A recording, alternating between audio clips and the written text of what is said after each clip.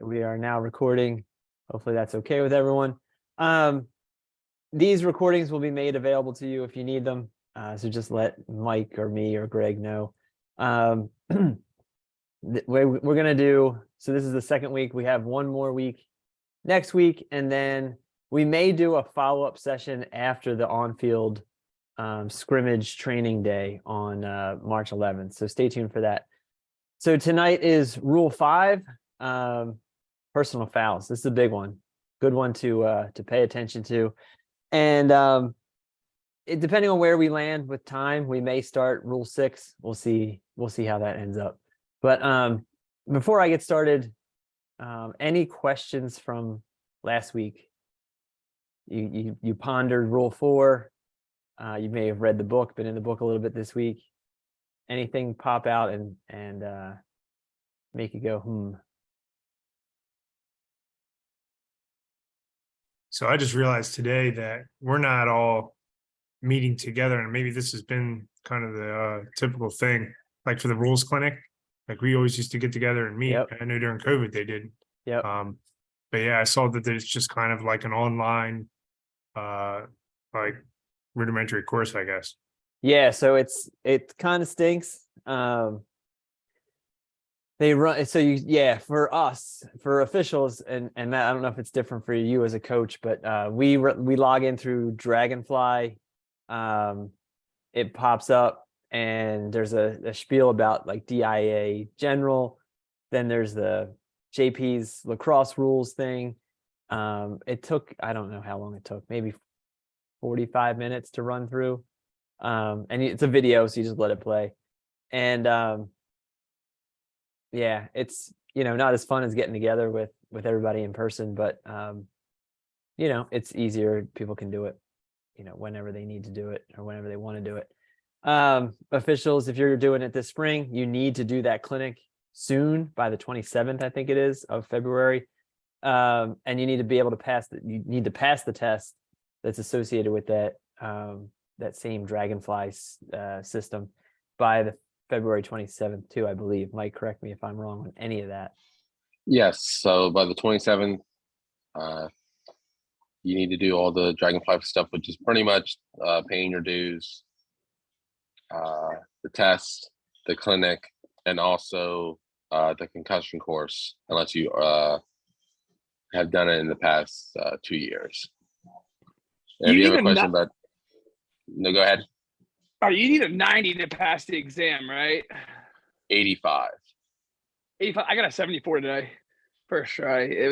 The questions are worded really weird. I wholeheartedly agree that those questions are terrible. And I'm actually going to ask JP if I can, he's on the rules committee now. If I can edit the test before it goes live, because it's terrible. I took a video of all the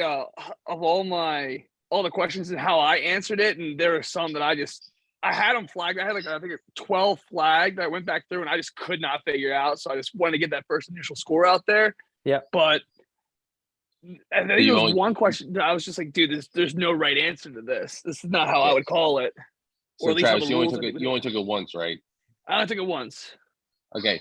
Whenever you plan on doing it again, make sure, I know Chris will probably be open to it too. I'm definitely open to it. Make sure you're talking to someone before you take the test again, because if you fail it again, you can't take it again. Okay, I was planning on taking it tomorrow. Now, I know there's no time limit to it, so I can start it tomorrow and then finish it whenever. But I don't know if either of you guys are available. I'm off all day tomorrow. I have an in-service day, so it's para-release day. I have a day off. So if anyone has the day or has some time tomorrow, I can knock out a lot of the questions and ask you guys some of them. If I get off of work at 10 a.m., so if you're able to do it anywhere around that time, I can help you that. I work night shift, so I gotta sleep at some point. I got games tomorrow. But I can definitely help you till 11:30, 12 o'clock. We should be able to get through it. Yeah, we will. I saw it should be the same questions, right? Yeah, it'll be the same question. So if you can go through and flag questions like ones you don't know at all. There's a little flag you can hit. Yeah. just hit those flags and just, if you can, answer the questions you like, you know, and then we'll go back through and make sure about the other ones. Yeah, Sounds just good. don't hit submit until you I talk to won't. somebody I else. won't do it. right. I got you guys.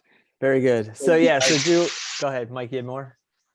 No, all I was gonna say was, if you have any questions about any of the Dragonfly stuff, just please reach out. Just do it sooner rather than later. Don't wait till the 26th or 27th to do stuff. If you have questions, just ask prior to that. And then I said, but the main thing is we have to get everything done if you plan on repping in the spring, by the 27th. And then I was just gonna go over the uniform real quick, Chris, if you wanted to. Or I can. Greg said wait till the end when it makes Wait till sure the everybody's yeah. Okay. And All right, sounds good. the person on Tracy's iPad, did you have a question? I don't know who that. I don't know your name. I think it's Kyle Griffin.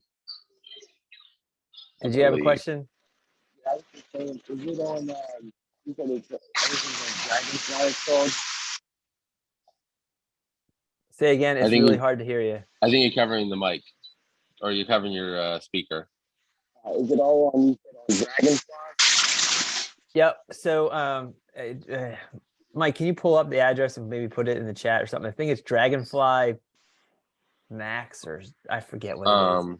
Yeah, so I'm gonna actually send out the that last email, Chris, that we got with Dragonfly and Okay. the team store. I'm gonna send Yep. that out right now to everybody. So when we talk about all that, Okay. but Kyle, when you see the link, you'll be able to go on and create an account, and then just select Delaware Lacrosse Officials Association, and everything you'll need to do will pop up. So I will do that right now. Awesome. Thank you, Mike. Yeah. So at the end, we'll talk just in case we got Nino just jumped in. So in case we get anybody else, we will we'll go over the uniform stuff at the end. And I know a couple of you guys aren't officiating in the spring, so it changes a little bit in the summer, but the basics are pretty much the same. So, all right. Any other questions before we get going here? All right, perfect. So rule 5, personal fouls. This is one that you'll want to pay close attention to tonight, but also go through the book multiple times. This is the big one. These are the ones we mustn't miss out there. All right. And so you can see it just pains me to even look at this slide. It's like all the things that can go wrong are all happening here on this one slide. What does the book say? The book says, so you know these, right? If you've been around lacrosse, and most of you have, illegal body check, slashing, cross check, tripping, unnecessary roughness, unsportsmanlike conduct, checks involving the head and neck, which are super serious, and illegal cross or illegal equipment. And, we liken these to the felonies, right? These are the felonies. These are the ones you have got to call on the field. You've got to see them. Obviously, it's way easier to see them when you are in a 3-person crew versus a 2-person. But even in a 2-person, you have to have eyes on the field. You've got to see everything that's going on. This is where we can easily lose control of the game. Someone's going to get hurt, and we lose our credibility in some cases, right? And so if we miss these, we run a lot of risk. And so we need to be able to catch them. Again, we just went through all these. I don't need to say them again, but this is the safety issue, right? These kids come out to play the game, and mom and dad and grandma and grandpa and everybody else expects them to walk off the field at the end of the game in one piece. And that's what we want. That is our job. People might not like what we call on an out of bounds. You can screw up an out of bounds. That's okay. We can't screw up these because someone's going to get hurt a lot badly. So cross checks. And I was reading through the notes that come with the slides from USA Lacrosse, and in person, we would have had a lot more fun with this because you get to use pool noodles and get to slash the hell out of each other and stuff. But you'll just have to humor me and just sort of pretend that we're in a classroom together, beating the snot out of each other with pool noodles. So cross checks. So for those that aren't familiar with lacrosse, right, we have the handle of the stick, the shaft, in between our two hands. normally under normal conditions, when we hit or pop or lean into somebody, we have our hands together, right? As soon as those hands are apart, and you can see this, your warning system should be going up. What are they going to do with that stick with those hands apart as they get into somebody? If they thrust, right, they pop somebody. If I run at somebody with my arms out like this, okay, you're looking for that thrusting motion, the run ahead, the run, running start, hands apart. That's going to be a cross check. A few years ago, they changed the hold rule to your hands could be slightly apart, right? And so if I'm getting into somebody and my hands are apart, but I'm not pounding on the guy, I'm not running at him, I'm just sort of leaning into him, what we call equal pressure, right? So he's not knocking me over and I'm not knocking him over. There's equal pressure, right? We talk about physics terms. That's okay. If I start popping on the guy as I'm playing defense with my hands in the shaft, that's going to become a cross check and it's going to get a lot more serious. You can give a little warning depending on the level, right? If you're doing youth, no way, no how. As soon as those hands come apart and somebody goes like that, you should be calling it. And Mike does the youth training. He can handle that. Do you want to, is that, I mean, Mike, for the youth guys, what's the call there? You definitely don't want to be, you want to be tighter with youth, like Chris was saying. I would still give a little bit of a warning. Because Chris, I don't even know if you know this yet. They changed the youth rule that all penalties now are non-releasable. Yep. So like if like Chris was saying, like you have like equal pressure and someone kind of like jabs someone real quick, you can give them a little bit of a warning. But if it's something where they just completely thrust through, knock them over, anything like that, we definitely want to be calling those cross checks or push or whatever the case is. And we'll describe the differences of those two over the next, talking about now and pushes next week. But we definitely want to try to communicate with the kids and try to help them not foul. Now, we can't help them if they decide they just want to do it anyway, but we can try to talk them out of it. It's definitely a win in our column there. Yep. So this is Chris, I have a question. Sure, go ahead. You're telling me the force with two hands apart, we got to call it. But if I have my two hands together, I can push them just as hard. Within reason, right? If and we get to unnecessary. I mean, is it roughness. about the hands being apart that allows it, or it's just about the force that's being exerted? Both. Right? It's both. It's both. It's definitely probably more the force. Okay. Especially with the That's cross what check. I would say, yeah. Because like what Chris was saying, like equal pressure. So like if I'm guarding Chris and he's trying to push his way through me, I'm allowed to make pressure to keep him from doing that. Yes. I'm allowed to hold my position. However, while we have that position, I can't just reel back and pop Chris in the hip. I understand that. And pop Chris and fall down. But like if there's equal pressure, you just can't do like a jabbing motion. Yep. So Nino, what I'm about thinking, the pressure, it's not about the hands itself. yeah. So it's about the pressure. So Nina, we'll get into unnecessary roughness a little later, but if I have my hands together and I come through and pop somebody, right? Yep. It's in the chest area and it follows all the other rules. Yep. Like, that's clean. If I'm coming through and I'm just popping somebody like this, right? Like just repeatedly coming out. Yep. We can start thinking about an unnecessary roughness, right? Because I'm not playing defense on you. I'm just punching you essentially, right? And so you have to make that decision in there and figure out where that line is between, all right, he's pushing him out, like he's keeping him out of, out of range or whatever, versus just punching somebody with two hands. Yeah. Okay. The key is the thrusting forward or the pop in motion, if you want to call it that. Yeah. That's when you start thinking about throwing the flag for the cross check. So here's a little video, unless it blows up my computer.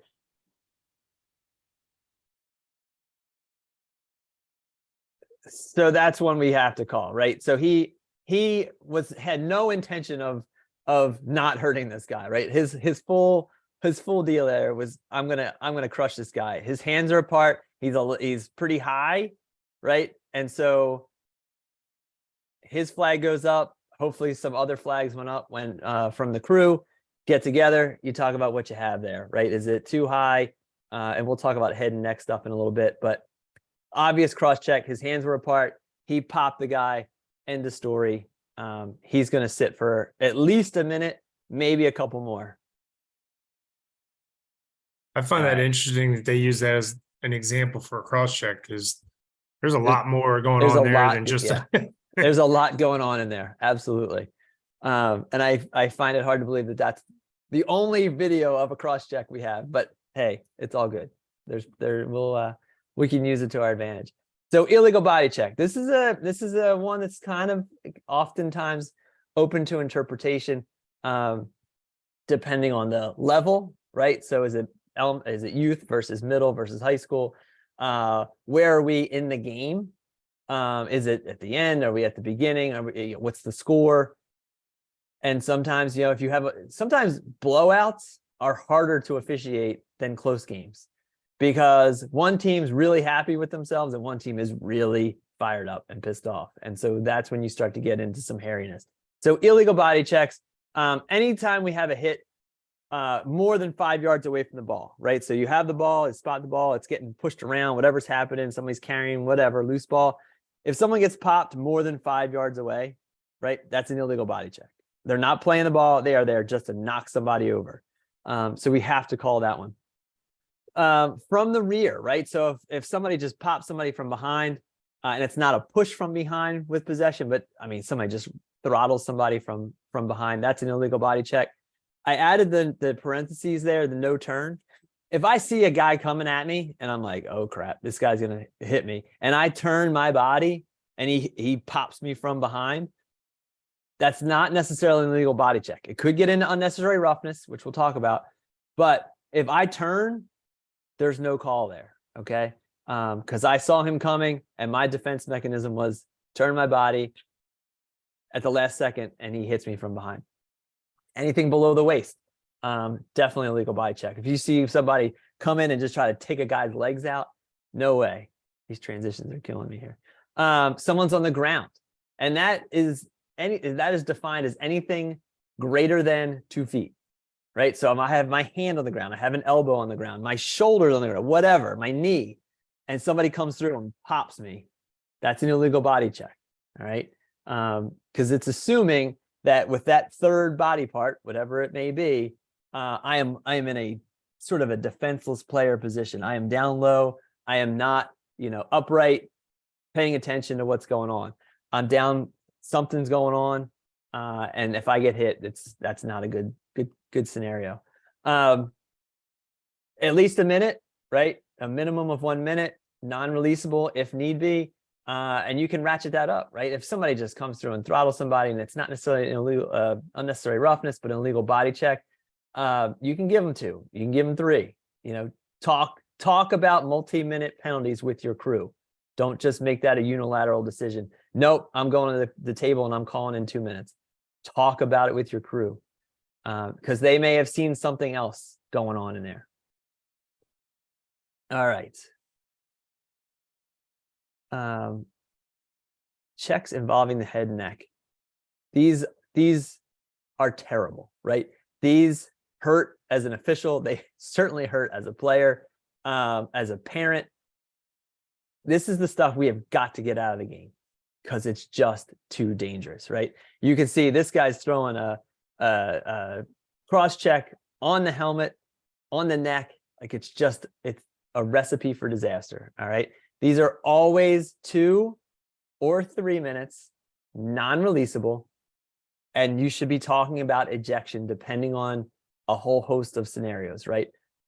Severity, intent, stage of the game, score, like all those things.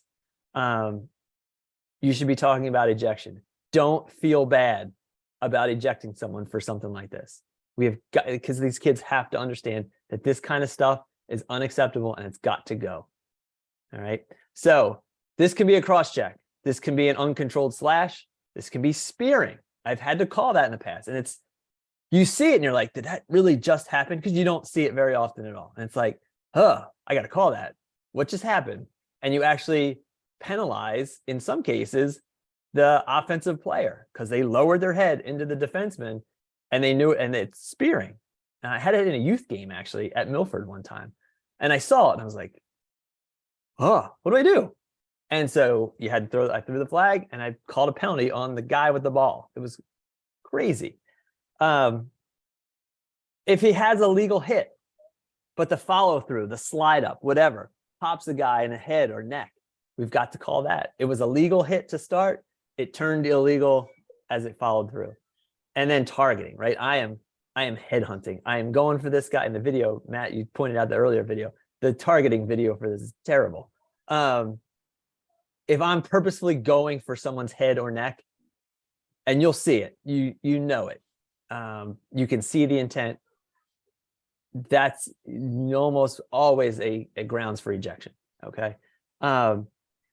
So who's this? This is a check to the head and neck video. Let's see what we have here. So he moves the ball. All right. So that's kind of weird, right? So it's not fast, right? It was sort of a hit. And watch it again.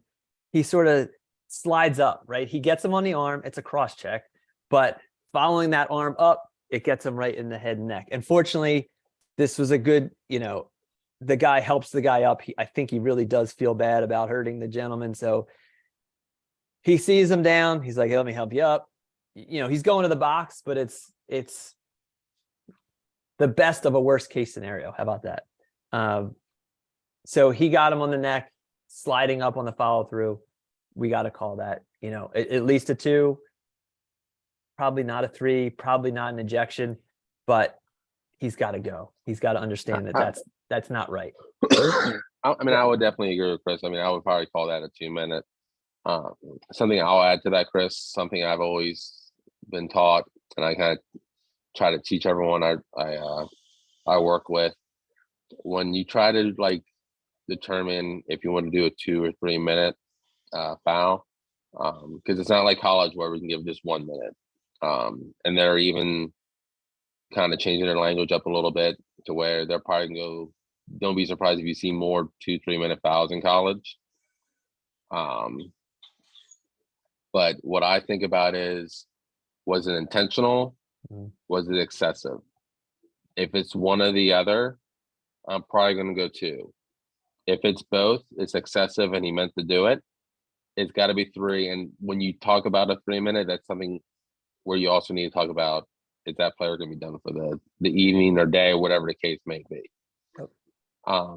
So if I'm working with Chris and we have something to the head, Chris knows the conversation we're going to have. Do you think it was intentional? Do we think it was excessive? If we kind of say one, not the other, it's going to be 2. If it's 3, then we need to have a little bit longer of a conversation, right, Chris?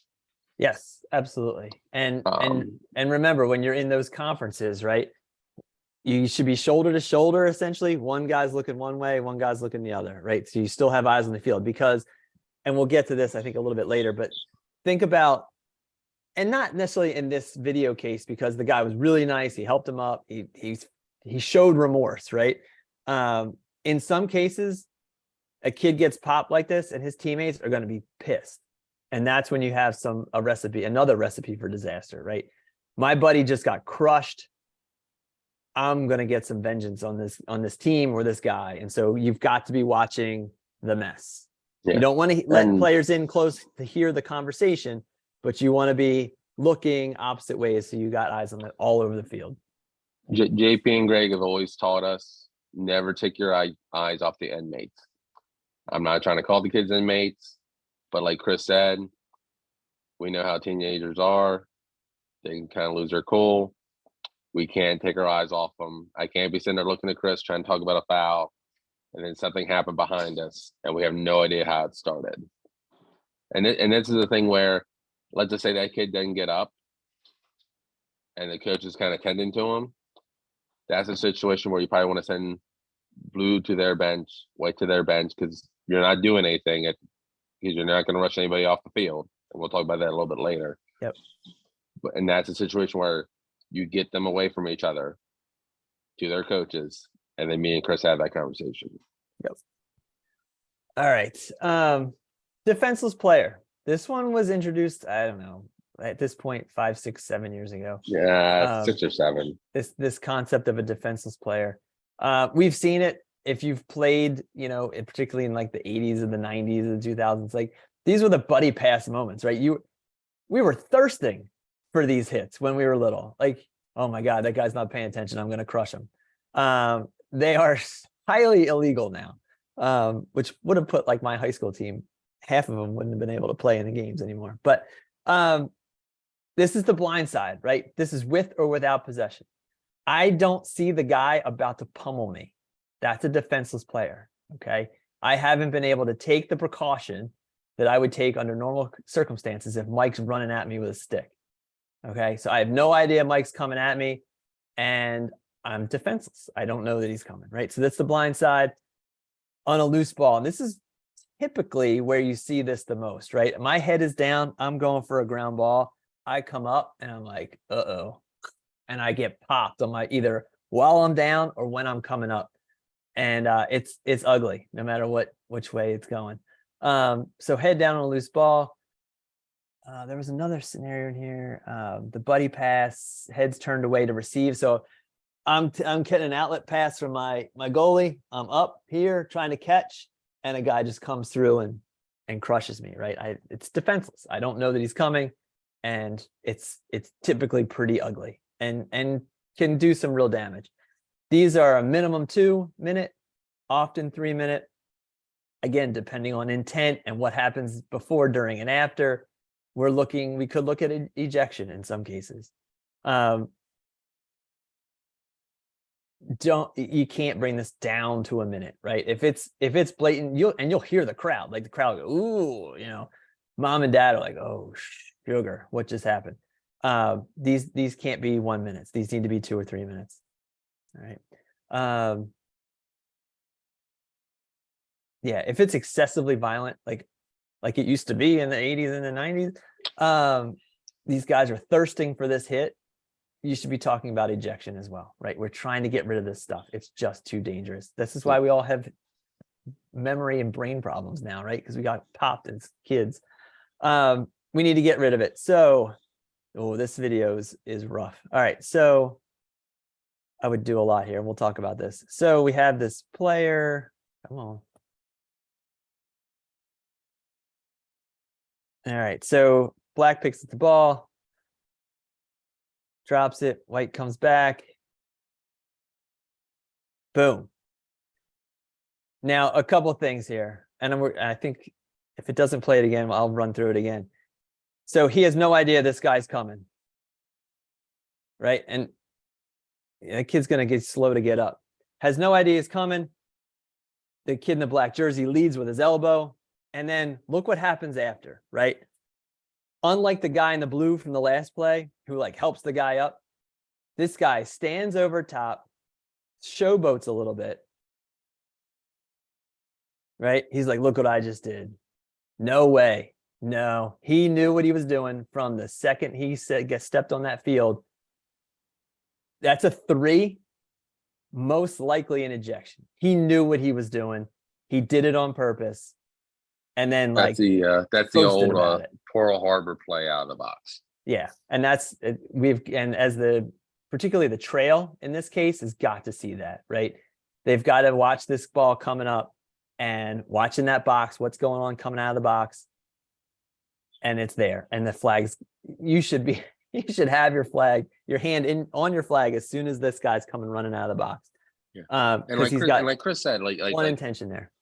Like even if I saw him coming out of the box and hit him, I'm not, like Chris said before, I'm not telling the kid you're gone. You need to have that conversation still, because let's just say you're the opposite official and all you see is the hit and you don't see where he comes from. Yep. You need to have that conversation to where I might not see where he came from, but Chris saw him run full speed from the sub box to the field, line drive into this kid. And that's the information we need to pass on to each other and then make that decision. Like Chris said, if this is me and Chris, the kid's gone. Yeah. Because he comes out of the box full speed, doesn't slow down, and just jacks the kid up. I mean, it's defenseless, it's targeting, it's like everything in here. Like it's every rule 5 with maybe the exception of a legal stick, which we don't need to check at this point because the kid's probably going away. So defenseless player, we've got to have these. What is next? Here we go. Targeting, right? Blindside with or without possession, head down, loose ball.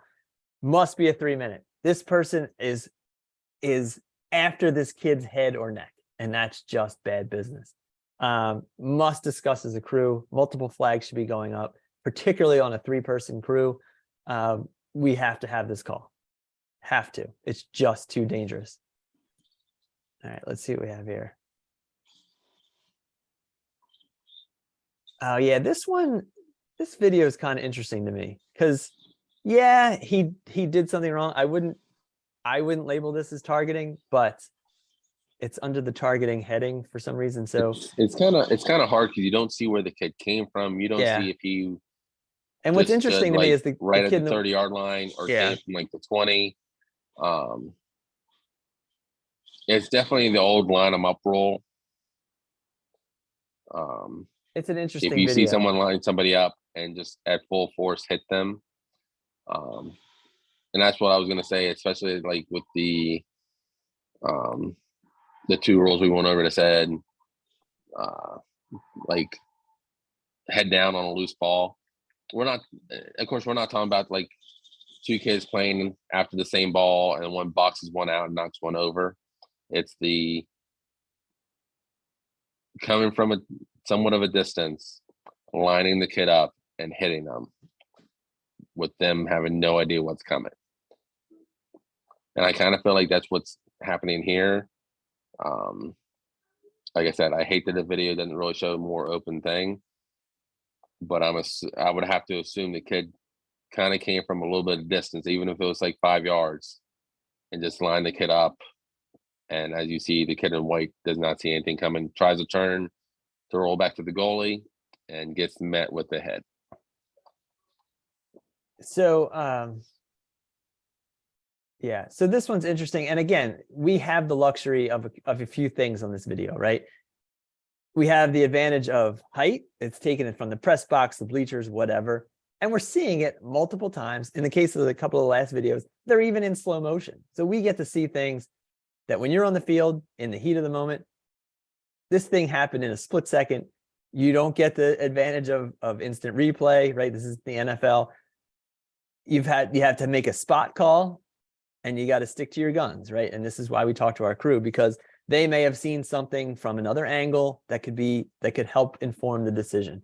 And that's the trouble with these you make the call ones, is like, you can watch it 15 times, you can slow it down, you can pause. It's from from height, right? So it's, it's from elevation. You got a lot of advantage here. Mike, what were you gonna say? And one thing I was gonna add to this flag possibly can come from the official standing right there, but more than likely it's coming from the official on the far side who sees the bigger picture and sees where that kid comes from. Like, let's just say Chris is that official standing right there to the bottom left. He might see the kid starting to back up, so he starts to back up, and he just sees the collision, but he has no idea where the kid came from. However, I see on the other side that he came from, let's just say hypothetically 10 yards away and jacked the kid up. Yep. Very good. All right, targeting 3 minutes. So, and all I mean by that is, guys, don't be afraid as the far side guy. If you have that heavy contact, don't be afraid to throw the flag. Yep. And the whole old rule of if it's in front of Chris, it's Chris's call. It's kind of gone out the window. We need to get those plays right.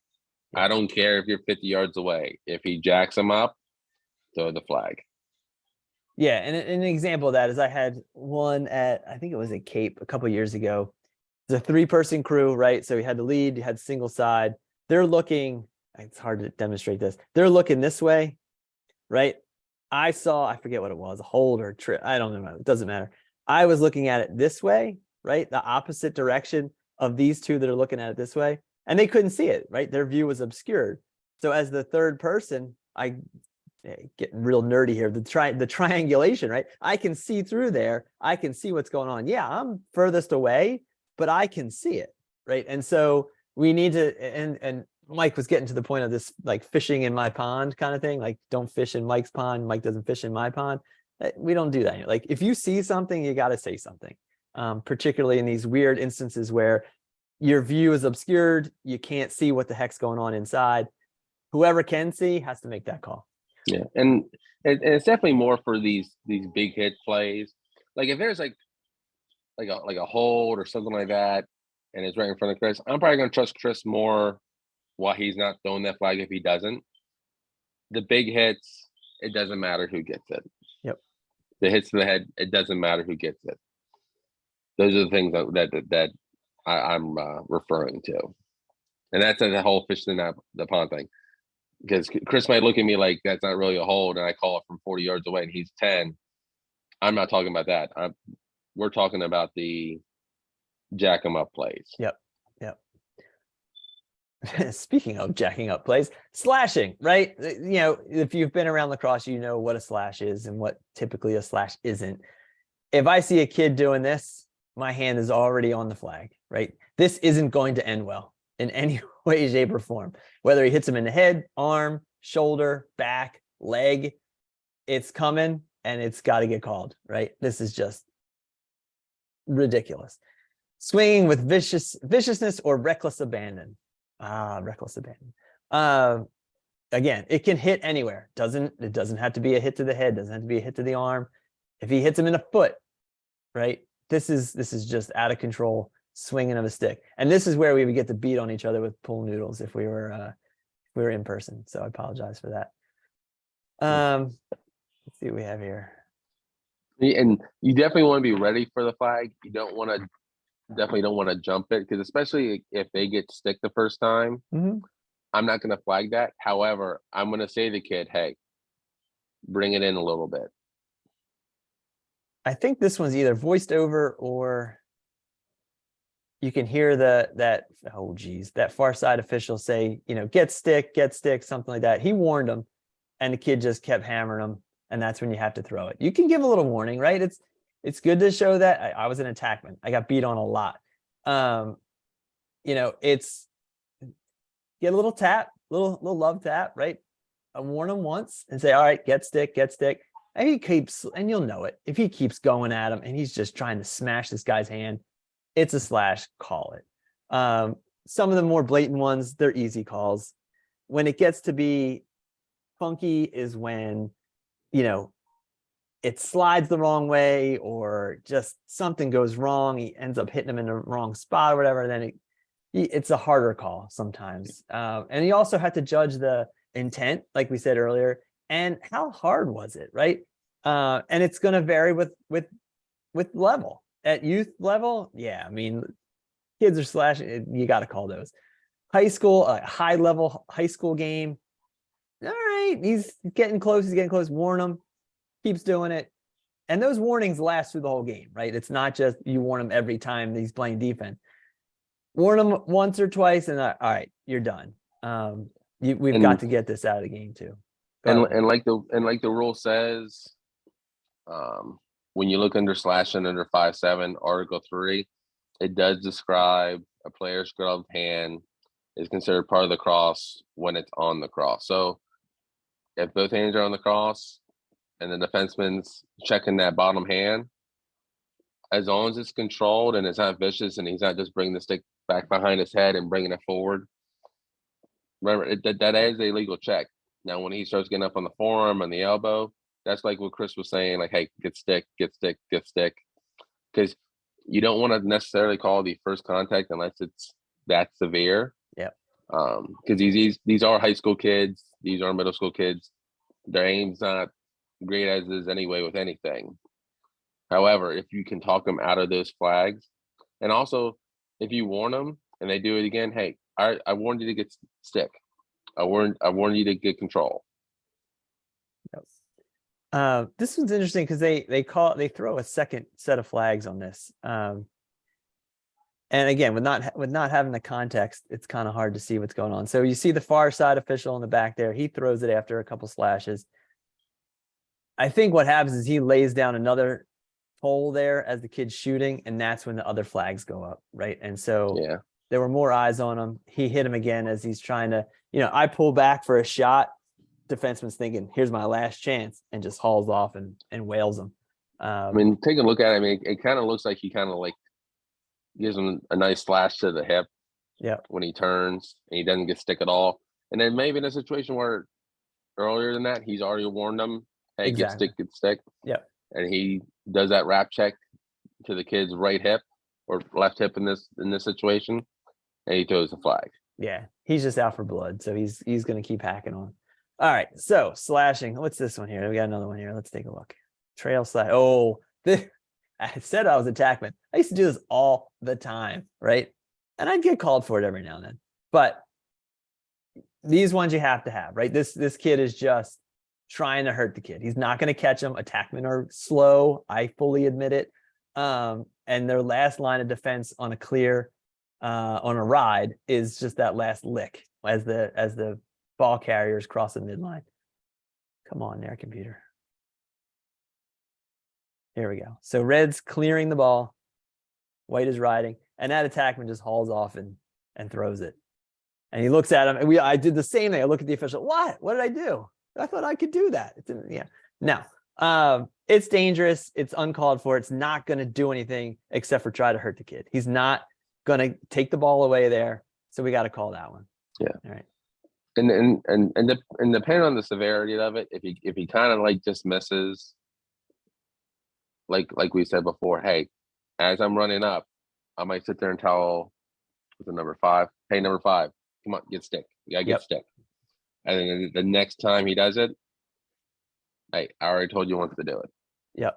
I'll usually give here a call of under control, guys. And I don't know if it works. It seems to work. It sort of talks him off the ledge of pulling the trigger on that slash. And you also don't know, is this like the first time? If it's the first time the kids did it like that kind of check, I'm probably going to warn them. The next time or the third time or whatever time it is after that, it's not a warning anymore. Yep. Because he has to attempt to get stick. It's not a free check as the kid crosses the midline. Yep. Exactly. All right. Tripping. This one's sometimes a tough one to call because sometimes they don't mean to do it and it just kind of happens, but it's still a trip. The person carrying the ball, running the pick, whatever, is disadvantaged and could get hurt. And so we have to call this one, right? So tripping. Positive primary action below the waist. Doesn't have to be intentional, as I just said. Typically, most are not. Usually a missed check or some sort of follow through. It's typically an accident, right? Sometimes there's tripping on purpose, and those are easy to call. You see them. The kid meant to stick his foot out. He stick his stick out to trip the kid. If there's a follow through or missed check, and I trip myself on my own stick, that's not a trip, right? That's a really good defensive play. If I can knock the guy's stick to make himself trip, that's pretty cool. But if I trip on my own stick, it is not a trip, and we're clear. We're running. It can also happen with feet, right? Feet just get tangled by accident. Kid goes down, is disadvantaged, right? You took the advantage away from him carrying the ball. We got to call a trip.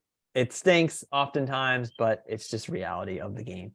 And coaches typically don't like it because, again, it wasn't intentional. No one got hurt, but it's just the way it is. We have to call those.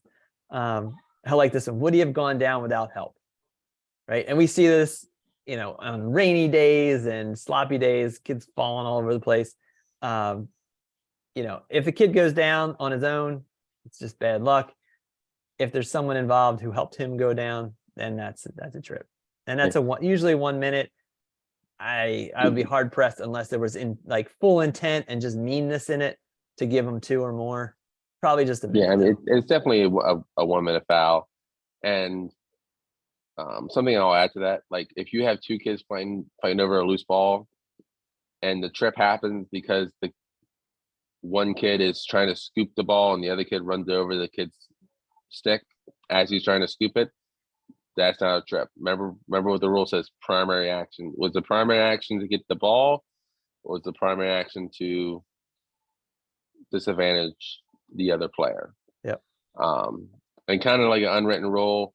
I know Coach Flair Clough kind of has the understanding of it when he coached. Let's just say the ball's loose and somebody trips somebody, something like that. Most cases, game manager wise, we're just going to call that a hold because you don't see a lot of like loose ball trips anymore. It's more, I ended up checking and my stick got tangled up in Chris's feet on a loose ball. That's one of those situations where it's like just game manager wise, you call a loose ball hold and keep the game moving. Very rarely, and Chris, you can add on if you think differently. I don't really see too many people in college or high school or anywhere for that matter really calling loose ball trips anymore, unless it's a complete hack, which right, frankly you're going to call a slash if it's to the legs. If Yeah. it's just stick gets tangled up or you end up disadvantaging them a little bit with the stick in between the legs, you're definitely going to call that more of a loose ball hold. And we'll talk about holds a little bit more next week.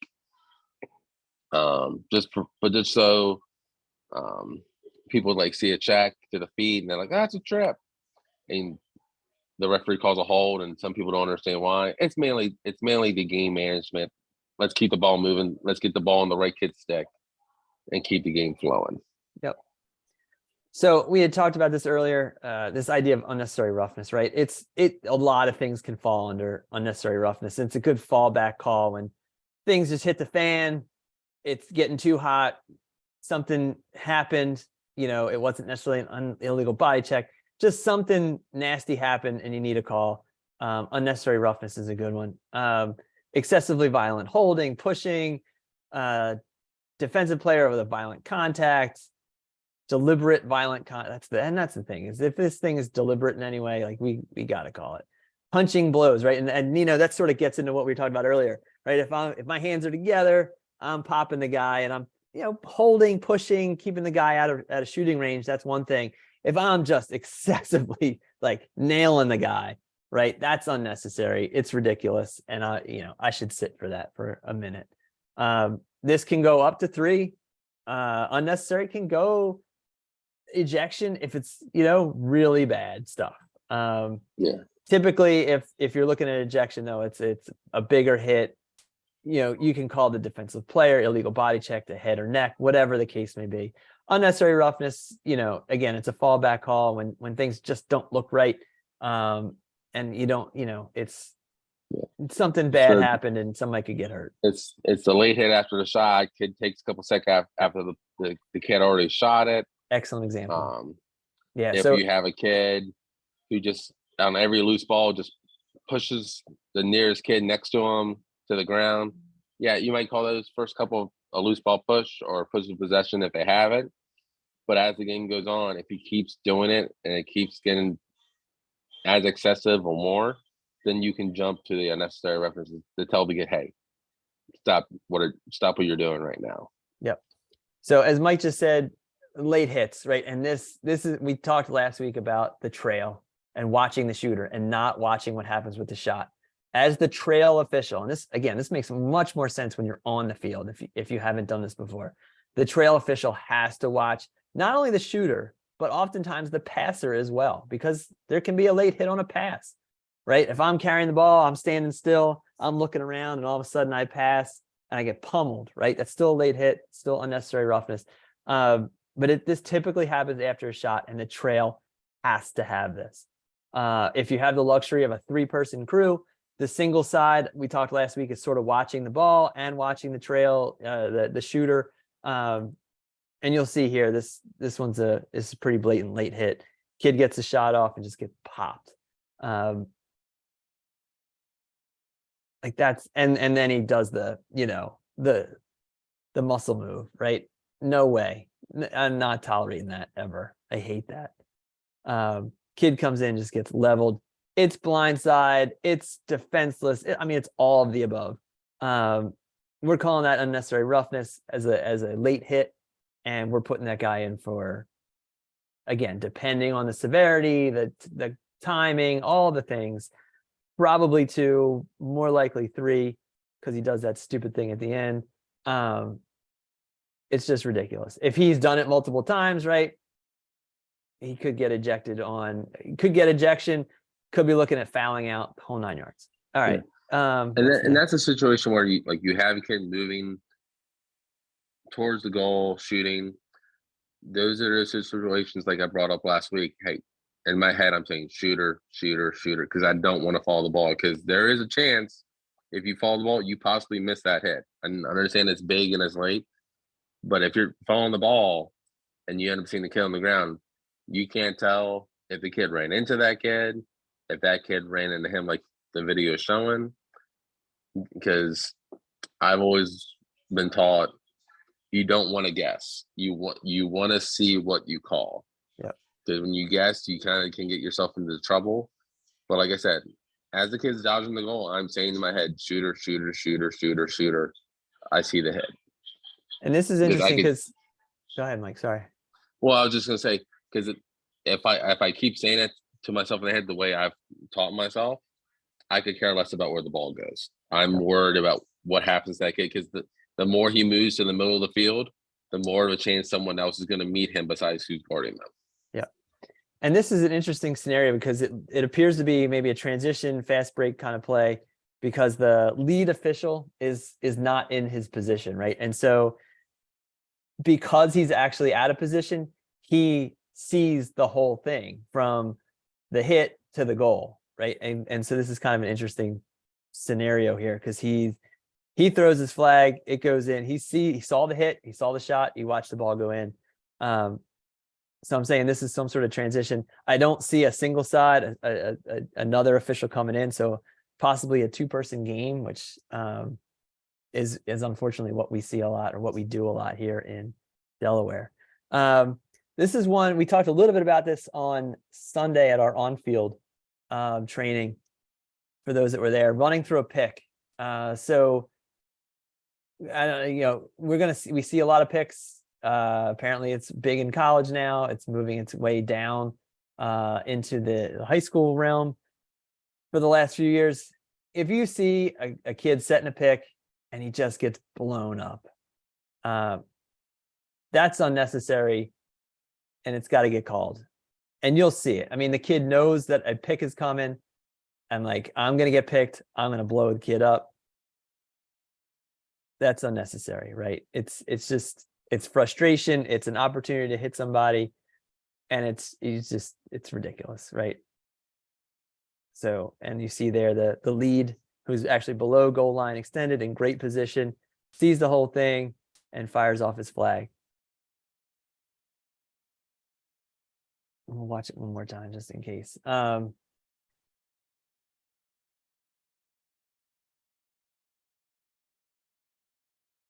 So this one's a little, this is not in the right spot. Or I don't know what's going on, but there's a lot going on here that we could probably call too, right? He's leading with a stick, hits him in the head, slash, push from behind, unnecessary roughness. There's a lot going on in that part of the video. I didn't realize there was 2 here. So we had the pick, pop, here's the unnecessary, and then we move into this other one where the kid gets slashed in the head and bumped. I mean, the whole 9 yards there. So he's going to go sit for a few minutes. All right. See where we are. Illegal conduct. All right. So I like this definition here. It's unsportsmanlike conduct. Again, a lot of things fall under this. The ladder, we'll talk about that in a second, but this can happen. This, unsportsmanlike, you know what it looks like. It's taunting, it's talking, it's all sorts of things. And this idea of the ladder, this is a little tool in our toolbox that we need to use every now and then to keep game management under control, right? We want to maintain a good decorum on the field. The ladder is this idea of a progressive penalty, okay? So you see there the first bullet, possession. If I don't like something that's happening, right, and the team that I want to sort of not teach a lesson to, but they need to correct things. They need to clean it up. I can simply give them a conduct foul, take the ball away. Hopefully that knocks out the behavior and we're good to go. Beyond that, things are still happening. The other team now has the ball. We can throw the flag and that person's going to sit for a 30-second conduct foul. Again, we've moved up the ladder. We're ramping up the penalty for whatever they're doing, for this misbehavior of some sort. Next, we move into a 1 minute unsportsmanlike conduct. Okay. And then finally the ejection. It's out of hand, something you heard, saw, whatever, you don't like it. We can move up what's called the ladder. Fighting, right? That's an automatic ejection. Kid throws a punch, they're done, right? It could, in terms of fights, those are always hairy, but we as officials have to control the situation. Anyone who comes off the bench in a fight is automatically ejected, even if they don't throw a punch. They come across that line, that sideline, they're gone. By definition, by rule, they're out of here. Throwing a punch, automatic ejection. Those ejection fouls are 3 minutes, served by the in-home. The ejected party, in most cases, needs to leave the situation. They need to leave the field. An assistant coach, an AD, a parent, whatever, needs to remove them from the playing field area. I was going to say something else about fights. Oh, yeah, go ahead. The only thing I was going to add, it has to be a coach handing that kid off to a parent, or especially if it's an away game or the away team. If there's there has to be an assistant coach to walk that kid to the bus. If there's no assistant coach, it's Chris Petrone coaching by himself, 20 kids, and a kid gets tossed. You cannot send that kid off by himself. If no one's there to escort him off from the school, the kid takes off his helmet, sits at the end of the bench, and is not heard from again. Yep. He sits there quietly until it's time to go home. Yep. Go ahead. And all I was going to add to what Chris was saying about remember the ladder and the possession, the 30-second conduct, because you don't want to give a 1 minute unsportsmanlike conduct for Coach Fairclough saying that's a bad call. And Coach Fairclough, I hate to use you, but you're the only coach right here right now. That's all right, because I'm pretty sure you've done that to me because I was But it's a thing where and Matt knows it, but for the rest of you on this call that don't know, like let's just say Matt doesn't like a call I make. Mike has a horrible call, whatever. You need to have some kind of phrase to tell the coach, that's enough. You need to stop. I'm gonna look at Coach Fairclough.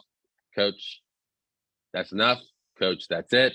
Whatever you want to use and you want to practice using to tell that coach, hey, I'm about to have to penalize you. I don't want to do it. Because we're not here to penalize anybody just for the fun of it.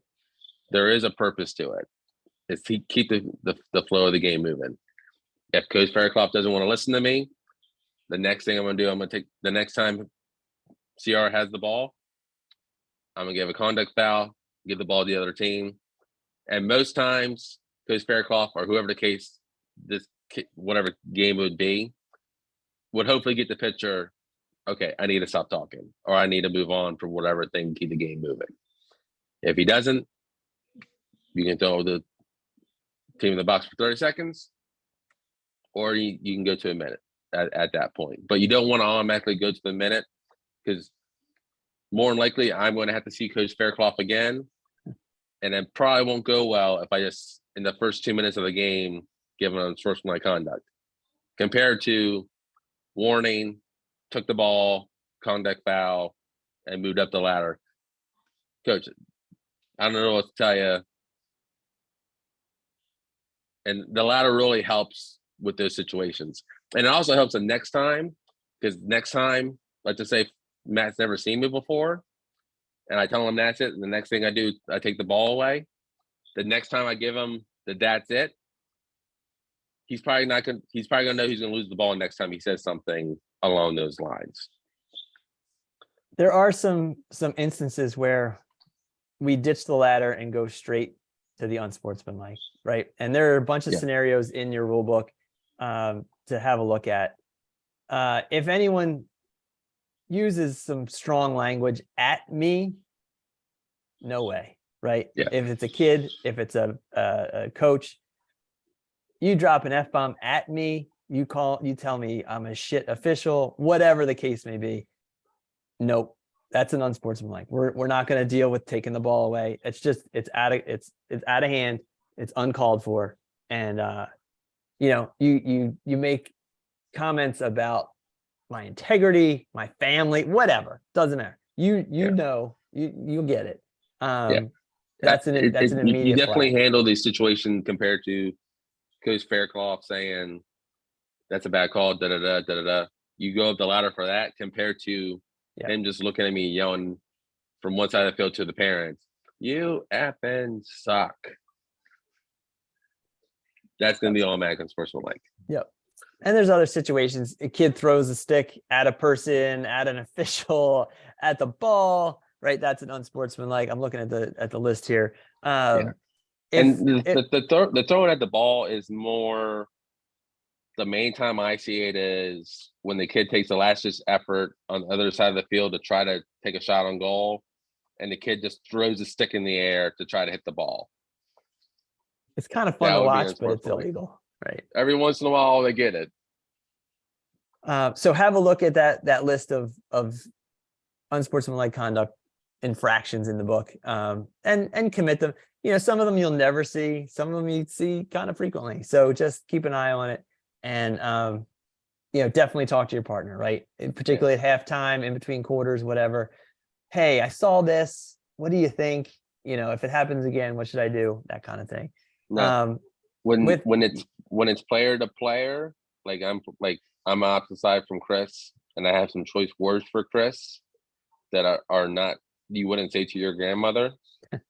Those are probably going to be an automatic unsportsmanlike conduct. And if you have it back and forth, throw both kids in the box, because honestly, if you throw them both in the box, chances are no one else is going to say another word to each other. It doesn't happen sometimes afterward the fact. It does, but 90% of the time it tells both teams stop talking to each other. And the best part about putting one from each team in a box is the coaches get mad at the kids and not the officials. It's fantastic. So if you need to use that mechanic, definitely go for it. One more thing about question. Yeah, go ahead. I was trying to find the right time to do it. We kind of got off about Mike picking on me, which is fine. I get it. In that video, I kind of the one a few back where not necessarily this one, but the kid stood over top of him and it started flexing. So is that a stackable? Like, all right, you're going to put him in for 2 minutes. Do you add an extra minute on top of that? Like, obviously for the ladder wise, possession's not an issue. I don't think 30 seconds would help. So would you add like an unsportsmanlike penalty as he stood over top of him? The one where he scored the goal and flexed over top of him. I know what you're talking about. You can kind of, if it was me, unless it was just a repeat offender, I probably would go the 1 minute unnecessary and the 1 minute unsportsmanlike, or just go 2 minutes full time for the unnecessary roughness, for it being late. It could be high and late. You could call it targeting. Well, that's kind of what I was thinking, because whether it's at 2 minutes or you do 1 minute and then a separate foul for a minute, or you just call them 2 minutes and talk to the kid, say, hey, look, it was bad play, but also you almost added more time here because, or even talk to the coach because you stood over top of him and flex and all that stuff. Exactly right. It If you're really doing, depends on the situation, because if the kid's been mouthy all day, or just has a bad attitude, or is making small comments to other kids, I might be going 1 minute unsportsmanlike and 1 minute unnecessary, because remember, they only get two unsportsmanlike conducts and then they're gone. So hopefully the kid would get at that point, stop talking. Yep. Stop flexing. Stop doing whatever intimidation you're trying to do.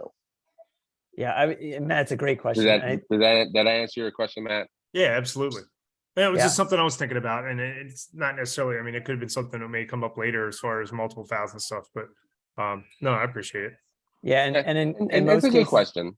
yeah, I think in most cases, unless you're Hawkeye, you're gonna throw that flag for the big hit, and you might not even see the flex, right? We have the advantage of instant replay here, where we can watch it a couple times and we see it all from a bird's eye view. In the heat of the moment, there's gonna be a bunch of bodies in front of you, so you might not even see it.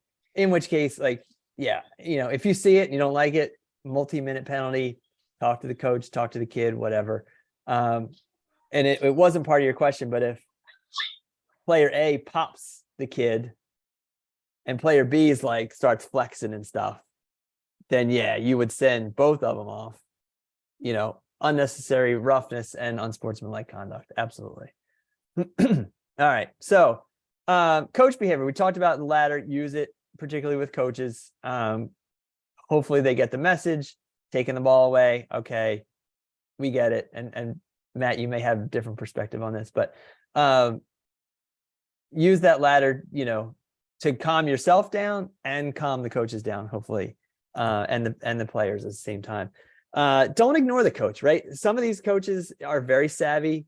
They have a legitimate question. They want to understand why you called something so that you don't have to call it again on their players. So don't ignore them.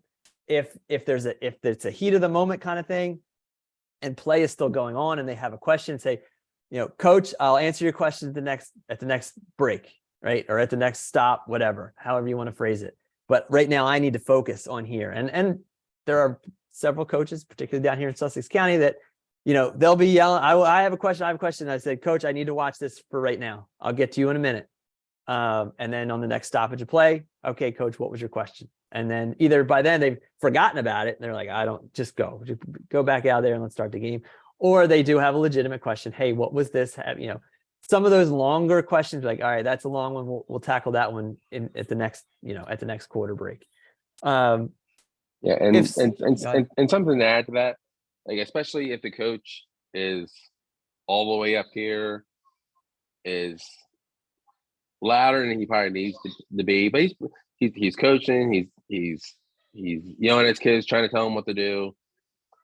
We need to be the voice of reason. We don't need to meet him up here.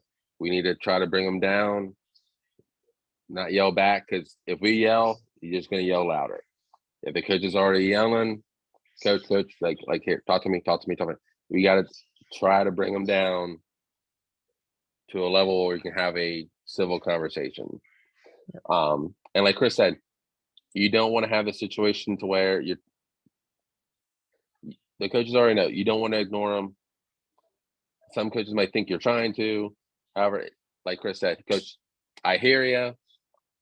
I'll get in the next time I'm down here or whatever the case is, because you don't want a situation to where you turn to go talk to the coach, right, and someone gets hit behind you.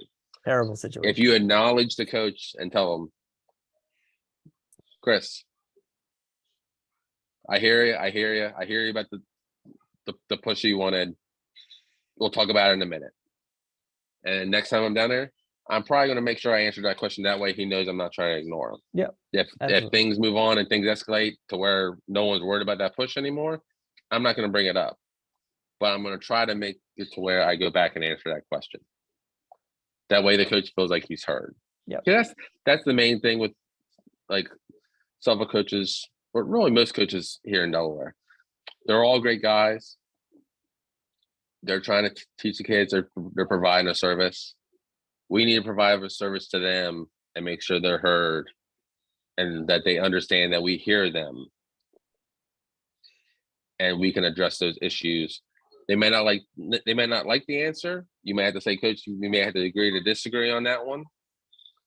But at least there's that communication, and that's how you grow relationships. And there's heated moments where my relationship with the coach may not be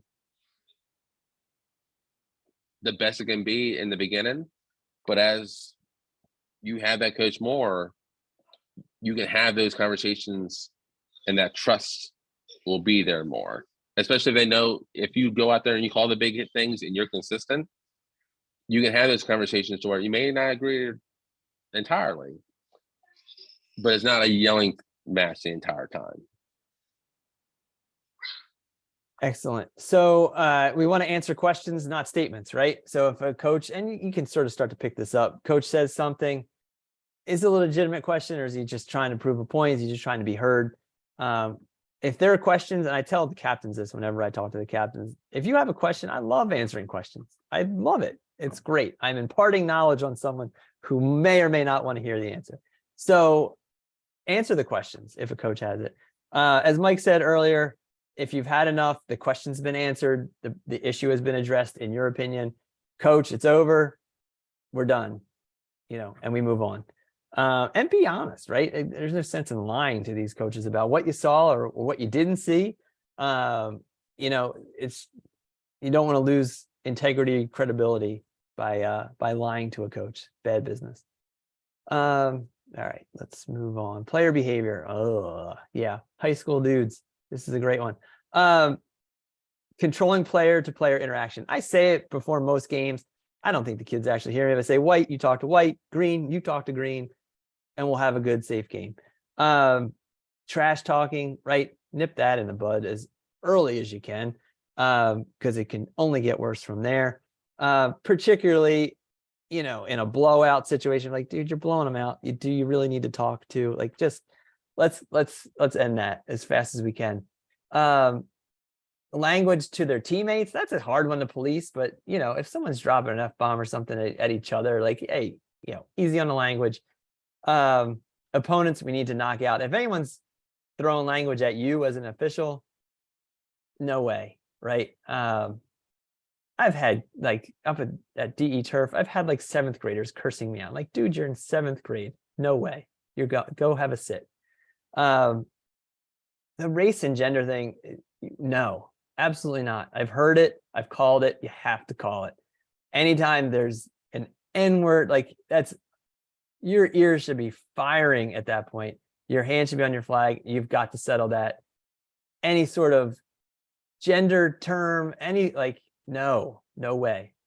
No way. Not on my field, at least. I don't tolerate it, and they know it from the get-go. What is a class discussion question? Okay. Just watch the player behavior and the talking. That's all. Captains can be your allies here, right? And I do that. I tell the captains when I have my meeting with captains, look, you guys are here to help us officiate the game. Control your guys, talk to your guys, make sure everything's under control. And then, as I think I said this earlier, once you give a warning, that should apply to the whole game, the whole team, the whole 9 yards. We don't want to be warning every player on the team about a slash, right? It's just, that's too many slashes going on. All right. Personal fouls, illegal cross equipment, gloves. I've seen it all out there with gloves. Gone are the days where you can cut out your palms and have like no leather or whatever there. They must be completely covered. By the end of the season, sometimes they wear out. You'll see holes and things. I'm not going to penalize a kid for, an old glove unless it's blatantly uncovered. Mouthpiece, now a technical foul, right? So we have some power with mouthpieces. Make sure guys have mouthpieces in. Illegal behaviors, right? Grabbing a ball or an opponent's cross in a face-off. That's an immediate unsportsmanlike conduct. We know face-off guys, they cheat sometimes. And so one of those old cheats was to actually grab the ball with their hand. It's unbelievable. When you see it in slow motion, you can't see it in regular motion, in full motion. You got to see it in slow motion. It's amazing, but it's also illegal. So we need to call that. Can't grab the guy's cross, no dice. So how do we enforce these? They're 1, 2, and 3 minutes. Releasable or non-releasable, depending on the situation. Fouling out. That's 5 minutes of personal foul time. So you get an unsportsmanlike conduct, you get a defenseless player hit for 3 minutes, and you get a slash for another minute. That's 5 minutes. You're not ejected, but you are fouled out of the game. That student has to take their stuff off and go sit on the bench. They're done for the day. That does not get reported to the DIAA. Doesn't get, she just fouled out. 5 minutes of personal foul time. No pushes, no holds, those kinds of things. Those don't count. Those are tech fouls, personal foul time. Ejections, right? Immediate 3 minutes. If it's a player, it's a 1 minute penalty, non-releasable penalty. If a coach gets kicked out, served by the in-home. Okay. All right. So where are we? Right. It starts with the captains. Get them on your side. You can do that a whole host of ways, which once you get on the field with a senior official, you start to hear, you pick up what they say to the captains. I have the same spiel that I do every time I meet with the captains. It starts with them. And you have to sort of memorize who the captains are, make sure you have your allies, you know who the allies are on the field, and run with it. Absolutely okay to ask questions. I tell them that every game. Ask me a question. If you don't understand something, your teammates don't understand something, your coach doesn't understand something, please come ask me. It's not okay to yell and scream, and I tell them that too. If you come at me yelling and screaming, even if it's a question, but you're still screaming, I'm going to send you away.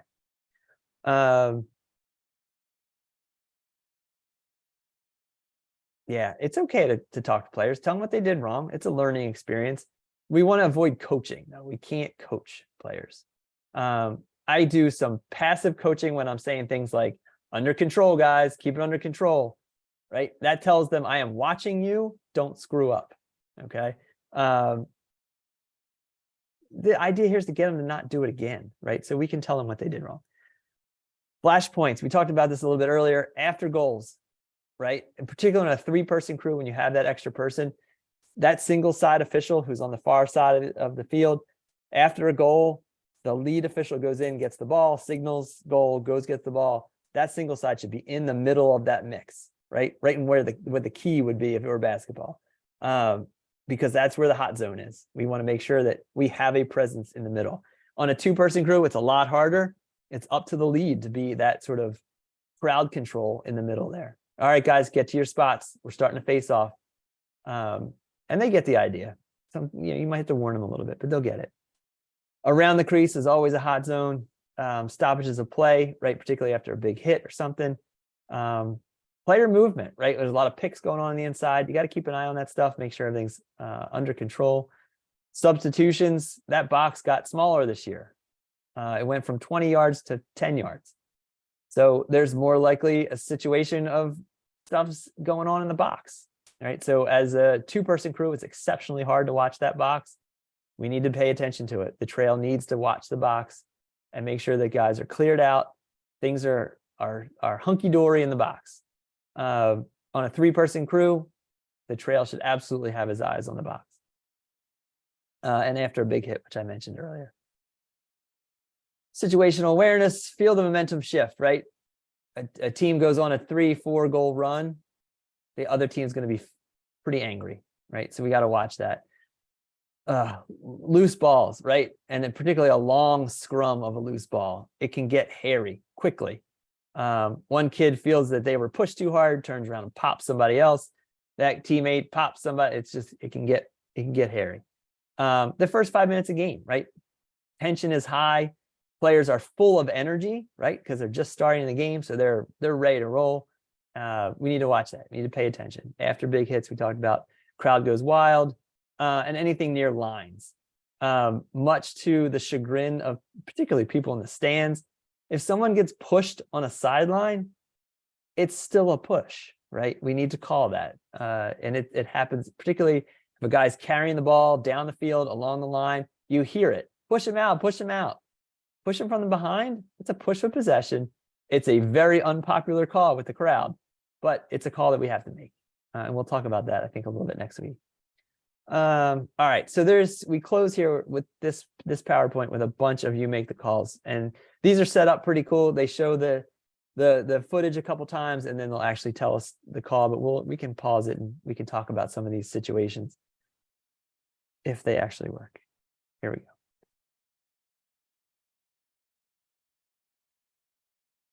All right, so we're supposed to watch this person here in the middle, number 1. Gives a decent dodge, falls. Kid falls on top of him. Ball gets squirted out. So watch it again.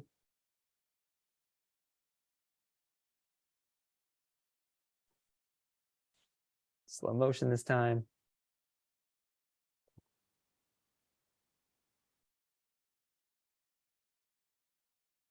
All right. What'd you have? Anybody have anything? No call. No call. Anybody else? Matt? Travis? Maybe a play on situation where like withholding if that ball was actually out. I couldn't tell if it was out of his cross stick or not, but if not, he fell under his own power. So Yep. it's definitely not a trip. Yeah, and this goes under that call of don't be too good, don't look for fly shit in pepper, those kinds of things. There's nothing here, right? He falls on his own. As we pointed out, it's a nice stick check from the long pole on the inside there. Number, what is that, 16, I think. 23 falls on top of him, but it's not malicious. He tripped. It's not a big deal. He was going for stick. He doesn't actually, I don't know that he even touches the kid. But yeah, there's nothing here. So good. Excellent. It's a legal play. Let's go to number 2 here.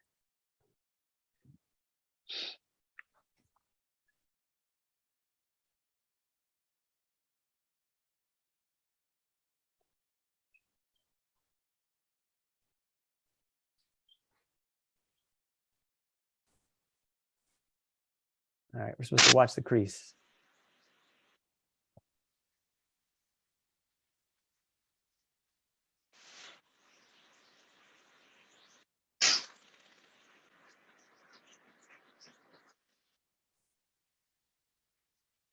Anything? Targeting, maybe? Maybe a minute. I mean, I'm a defender, so I'd probably just go with a minute. Can't be partial. Can't be. Illegal body check. It's a tie.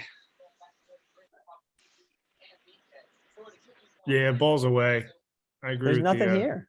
There's, his check is a little high, but it doesn't get him in the head or neck. It's right on his gloves. It's right on his chest. The kid's own momentum knocked him over. Well, maybe not knocked him over. He had some push from the defenseman there, but this is a clean play. And they're kind of trick. These are trick questions, right? I don't think this one's a trick anymore. Let's see. I don't remember which one this is.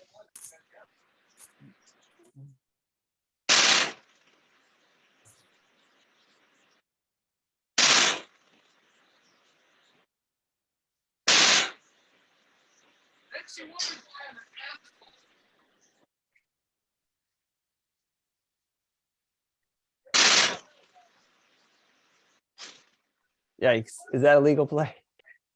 Targeting or hitting a defensive player. Defenseless player in the head. I mean, this is targeting. This is all sorts of things. There's head-to-head contact. See all the above.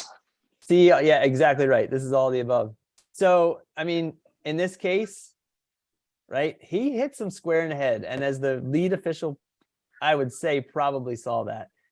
We're looking at 2 to 3, probably a 3, possible ejection. Again, depending on if this kid's already popped somebody else a couple times.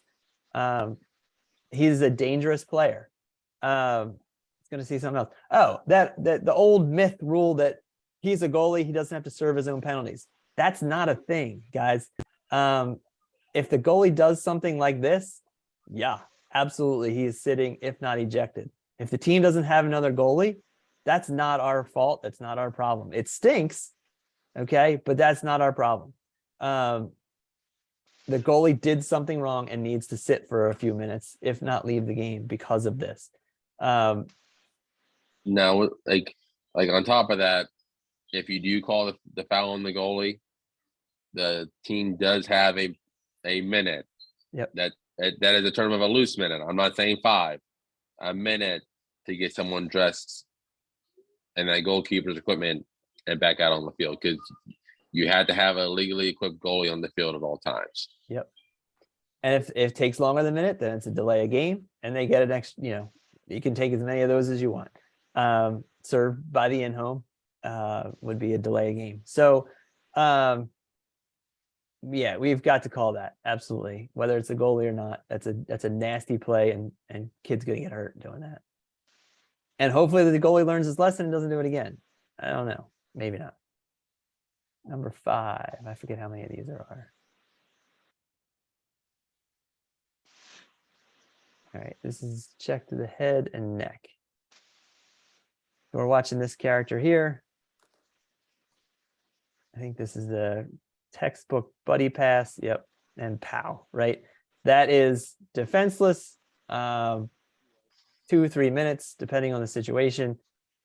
Got to have that one. You can see it coming. His head is turned, has no idea that guy's there, and pops him. Of course, it's got to be a Caesar Riding example. This is at the Dave Reynolds game against St. Mark's. And that may or may not be me in the top right corner of the screen calling the play. So I saw this. And I'm like, man, that scenario, that scene really looks familiar to me for some reason. I was like, oh, that's me. Okay, that'll work. Yep. So, that's textbook, right? And I feel like, Coach, correct me if I'm wrong, but this was like one of the early years of defenseless player penalty. Like this was a bunch of years ago. I don't remember what year it was, but and it's funny because in that same game, I sent a clip. I might have sent that one too, but I sent another one where the same player, Demetrius, was carrying the ball and lowered his shoulder. It looked like he kind of had his head down, but he got the penalty as the ball carrier. I thought they were going to, it was a legit bull dodge. His arm didn't come off his body, but for an unsportsmanlike type of, I don't think he called targeting because like I said, I don't think that was a call at the time, but I was furious at the time about it. And I just wanted more clarification when I sent it to JP about it. Yep. Yeah. It's, that kid was big, man. The kid was a bull. Jeez. Well, he's still that was big. meat. That was meat, wasn't it? Absolutely was. Okay, that's what I thought. I thought I recognized him. That's a big kid. He actually just got back from Australia. I was trying to get him to come out and work with some of our middle school boys for a little bit. Heavy wild. Where did he end up? He went to Rutgers, but didn't he transfer? He was at Rutgers for a year and then went to Delaware and graduated last year. Actually, we graduated this fall, but his last year of eligibility was last year or last. Gotcha. That's great. All right, and I think how many more of these we have? Just one. This is the last one.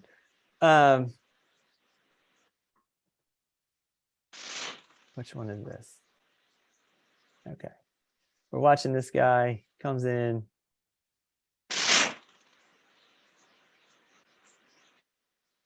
This happens quick, right? This is he takes a couple steps, pops the kid after a shot. This is that classic full head of steam. Whether the kid could have stopped or not, I don't know. He seems kind of tall and goofy, but maybe not. What do you have here? Anything? Just a late hit. Seems a little high too. Yep. One last one. It happens. Yeah, he's a tall kid, right? Even if he tries to lower himself, he's still only that kid's head. So he got a legal body check, late hit, however you want to call it. Illegal body check is what you would call into the box, but it's a late hit and an explanation to the coaches. I was going to say something else on that one. What was it? Sugar. Give me a second. He's running in. Yeah, I lost it. I don't remember what it was. Maybe it'll come back to me.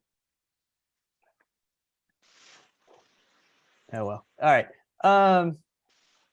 Questions. It's kind of unclear on it, but it's answer a part is you see him after the hit. So I don't know if obviously it'd be a cross check, or obviously it's a legal body hit, but the cross check could be part of it as well. Yeah, he comes at him with like the bottom hand, if you see it, in his shoulder and elbow. Yep. All right. I need to watch that one again. And then I think, all right, that's the end of that chapter. So let's stop that share. Let's get rid of this thing. Questions about personal fouls. And again, get into that book, read through it. Ask questions, observe it on the field. You'll see them. They happen. and they're big, and we have to call those personal fouls. They're nasty. And someone's definitely going to get hurt. What questions do you have? This happened last year. It was random thought I had. We're talking about it's not a personal foul, but if a kid throws his stick and it hits the ball on a shot, what is the correct call? Because that actually happened in the MCLA tournament last year with the Georgia Tech goalie stopped the shot. He chucked his stick up in the air and saved the goal. But it's a foul. It's an unsportsmanlike conduct. Anytime That's unsportsmanlike. Yeah, anytime you throw that stick at a ball, at a person, at whatever. One of the questions on the exam that kind of tricked me up was, what is a technical foul? They gave me four things, and it was like throwing the cross at the ball, throwing a cross at the player, throwing a cross at the ground, and throwing a cross up in the air and hitting the ball on a shot. It'd be the ground, the technical foul. So if I smash the stick at the ball, ground, at a player, at anybody, it's unsportsmanlike conduct. You just throw the cross. Besides those things, it's a technical foul. It's a conduct foul. Yeah, I'm angry. I throw my stick at the ground. It's a technical foul. Go sit in the box for 30 seconds. Collect your thoughts, and then come on back out when you're ready.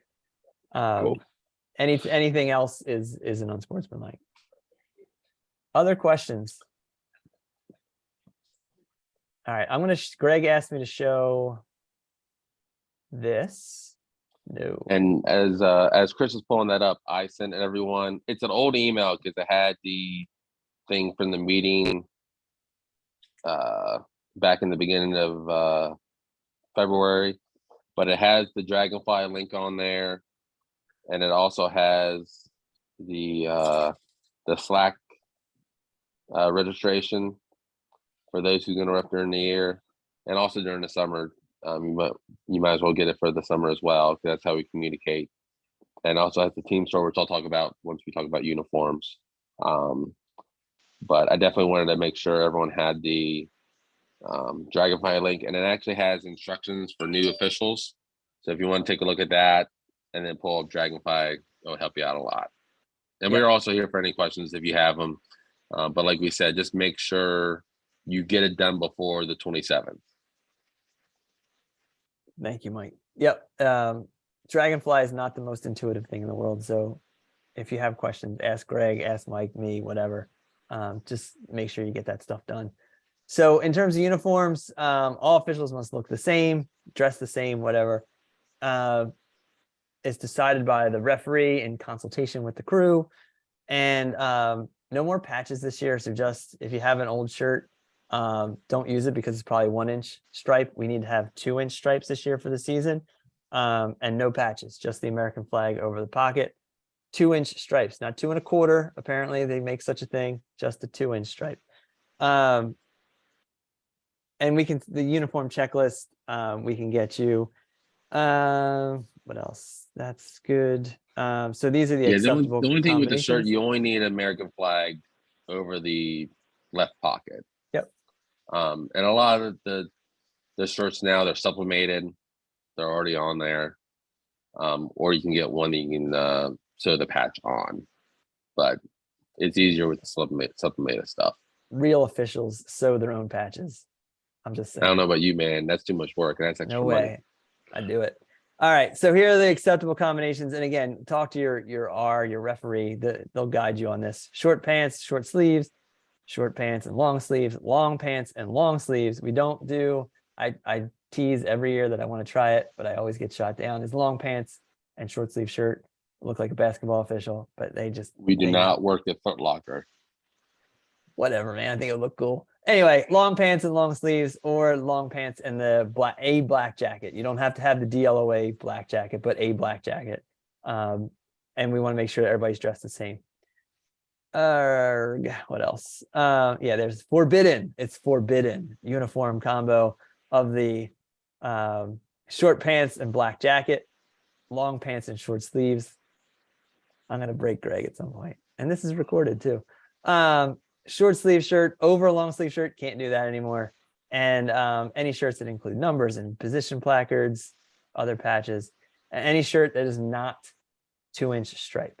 right? We Um, must go to 2-inch this year. The only thing I will say, because I'm also trying to get my youth officials to get the 2-inch shirts, and some of them don't have a lot of money. It's kind of a transition year for them. Don't get rid of your 1-inch shirts. It is a last ditch option for youth games. It's preferred to have the 2-inch, but if it means that we cover the games and the kids get out there, just make sure you keep your 1-inch shirts. Don't go out there with a 2-inch shirt and someone have a 1-inch shirt. You both need to look the same. Yep. And then here's some of the other stuff. Greg said he has flags for everyone, so do not buy flags if you're doing games this spring. He has some extra shirts that he can sell, not many, but reach out to him to get shirts. And he's going to send out the link to the DLOA store, which is not stripes and stuff, but it's like sweatshirts and jackets and hats and that kind of thing. So he'll send that out if he hasn't already. But it's also in the link I sent. Okay. But the Perfect. one thing I will say for the summertime, you will need, if you plan on working the summer, the gray DLOA shirt. It's not that expensive. You'll see that there's a black short sleeve shirt. It's in that one. You just have to select the gray shirt. Yep. And other stuff, no gym shorts, right? We want to have like golf short kind of things. 5-pocket with belt loops, not sweatpants, all black shoes, black belt. A solid whistle, a good whistle. Fox 40 is generally the standard. As I Not mentioned, a hockey. I will repeat this. Do not go out there with a hockey whistle. It does not work. hockey whistle. I didn't even know there was such a thing. There is. My youth Greg's kids got- use it and they think it's going to be loud, and it's not. Interesting. Greg's got flags for you, scorecards, and a 20-second timer, and that's by your second year. Those are expensive. The one I have, I think, was 90. I think they go even higher. So first year officials are not required to have a timer. You just got to count more, which is not fun. All right. And this thing. All right. Are you guys, what do you want to do? We can start tech fouls, or we can break for the night and hit it hard next week. We got about 20 minutes left. What do you want to do? It might take longer than 20 minutes. I'm not sure. Oh, it'll definitely take longer than 20 minutes, but we can start it. Yeah, This- it's up to you guys. The one thing I will say, just in case Greg is a little later sending out for the team short, if you're interested, that does close on the 20th. So if you want any of the gray shirts, if you want the black jacket, you're more welcome to get it. It's definitely nice, especially on the windy days. And there's some like hats and like hoodies on there if you want that kind of stuff. But really, the main thing you would really need to be the gray shirt for the summer. I didn't see anything on there. Do you have to have black shoes? Yes. Yes, That was black on there. shoes. All black shoes. Yep. And they, Yep, I mean, and then you can have some white on there. It's not the end of the world, but and there's like the stuff you can cover up the white, like the tar stuff that stays on the shoes. And for socks, it's just ankle socks, not long socks. so glad we got Unless rid of unless the you're wearing long pants white. and you want to wear long socks, Those long white socks were the worst. Anyway, they work. thumbs up to keep going. Thumbs down to end it. What do you guys want to do? Doesn't matter to me. Everybody's like delaying. All right, we'll go a couple more minutes and then we'll wrap up in like, I don't know, 10 minutes or so. All right, so I need to get rid of this. Start this.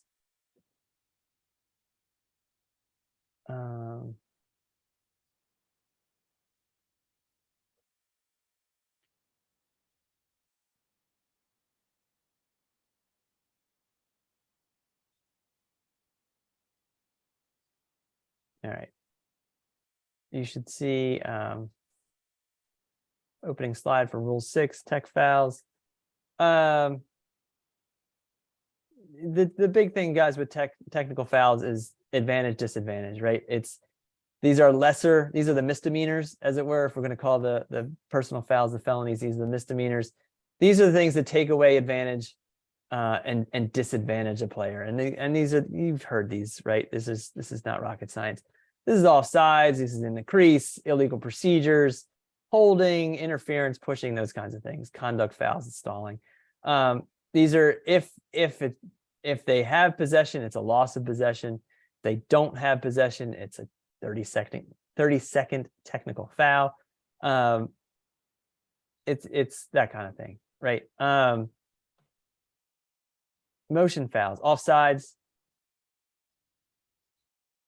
Offensive team should have 6, right? On the offensive side, defensive team should have 7. If you count 7 offensive guys in one side, something is wrong. You should throw a flag at that point, or actually change a possession, not throw a flag. Sorry. Line violations, right? The attackman's riding and running, and he crosses the line. That's illegal, right? If they have 7 or more, if they have 8 on that defensive half. And we always count forward, right? What's going on behind me? In terms of offsides, I don't care, right? The whole defensive line could come off, and there'd be just the goalie standing back there by himself. I don't care what's going on back there in terms of offsides. I am looking and I'm counting forward. It's a change in what it used to be, right? It used to be, everybody is supposed to be back there at all times. Everyone's supposed to be up there at all times, and not anymore. We count forward. I don't care what's going on behind me in terms of offsides. How to count? The lead, especially in a 2-person crew, lead. If you can count and run down and pay attention to what's going on, I am impressed. In most cases, I, as the trail on a 2-person crew, I am counting. As soon as I make the turn and I'm running downfield, I start counting. I need to make sure that offense has 6, defense has 7. We're good, right? And that includes people in the penalty box. On a 3-person crew, the single side can start looking around and counting, make sure things are okay, and then the trail's obviously the safety check there. He's going to make sure that everybody's got the right number of people on board. You should be doing this in transition, right? That's when most people see it. And that's when you sort of catch those guys that midi back, and the midi doesn't stay back. He goes and everyone's going. So typically in transition, settled, you should be counting a lot, right? If there's no actionable play happening, if ball's just moving around, I'll do a count again just to make sure I got it right. And I'll be counting a couple times during the set there, just to make sure everybody's playing by the rules. This appears to be a video. Run this, see what we got here. So it looks like, yeah, white is riding, black, and he stays. That looked all right to me. But what do we look down? We're counting 1, 2, 3, 4, 5, 6, 7. We have too many black jerseys, right? We can watch that one again. And this guy, if he's a single side here, he should start that count. He's like, all right, he crossed over. Now I have 3 over. I look further down. I have 4 down there. That's not right. And it's a change of possession. He signals off sides, give the ball to the defense. We're going the other way.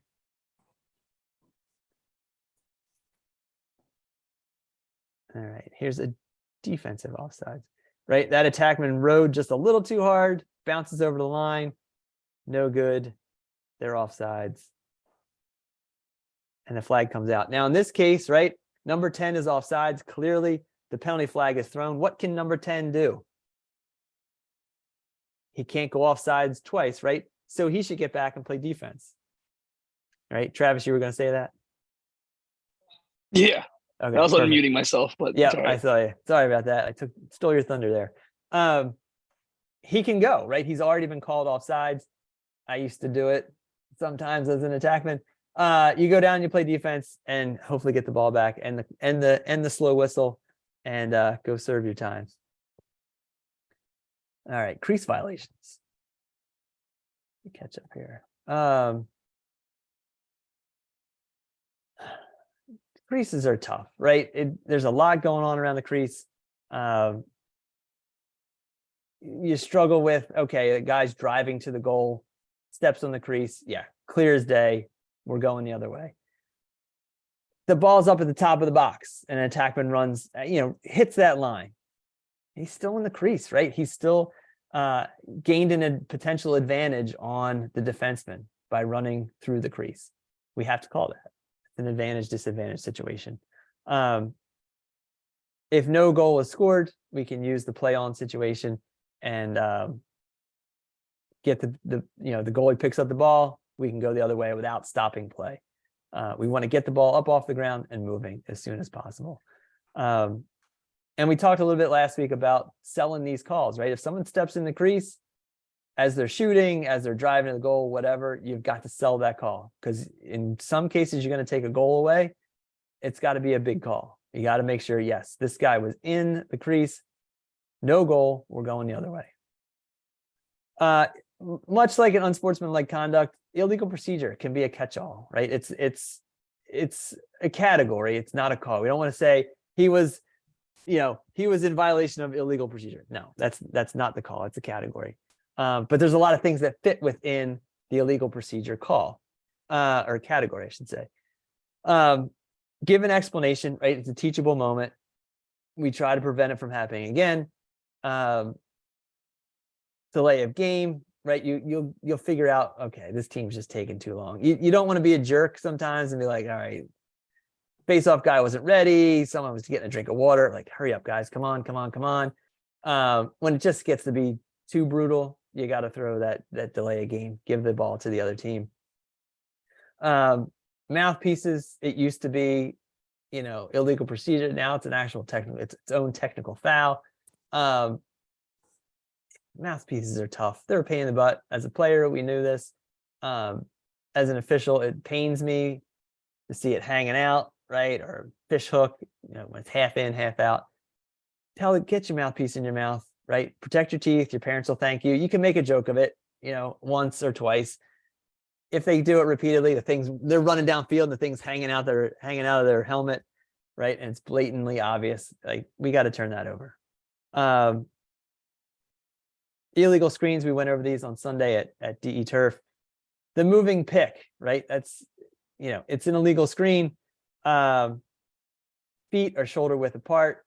Hands and arms everybody's tucked in. Stick is straight up and down.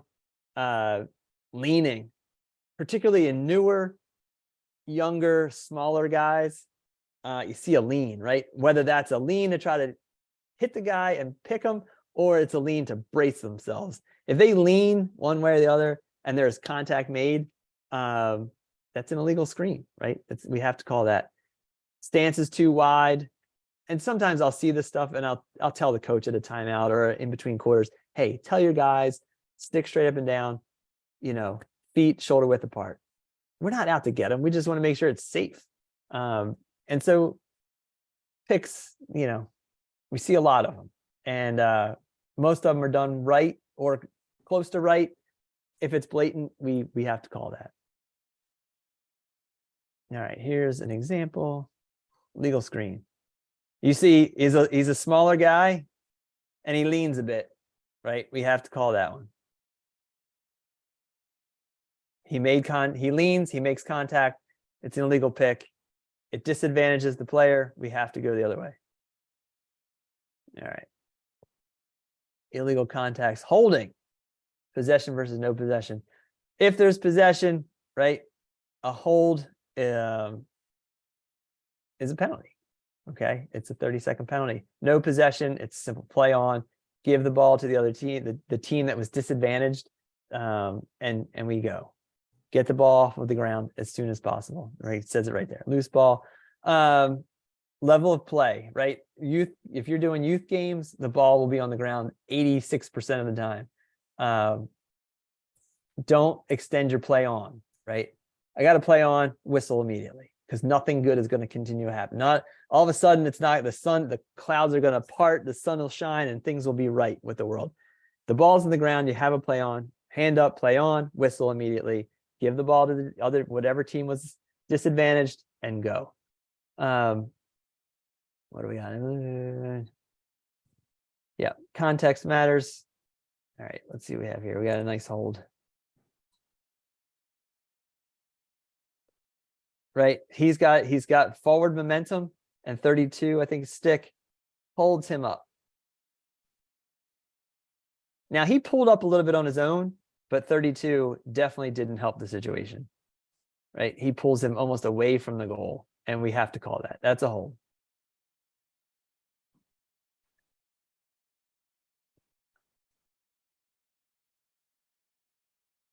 He had a straight line to the goal, and all of a sudden turns around, right? And a lot of times you can see this, the head will turn quickly.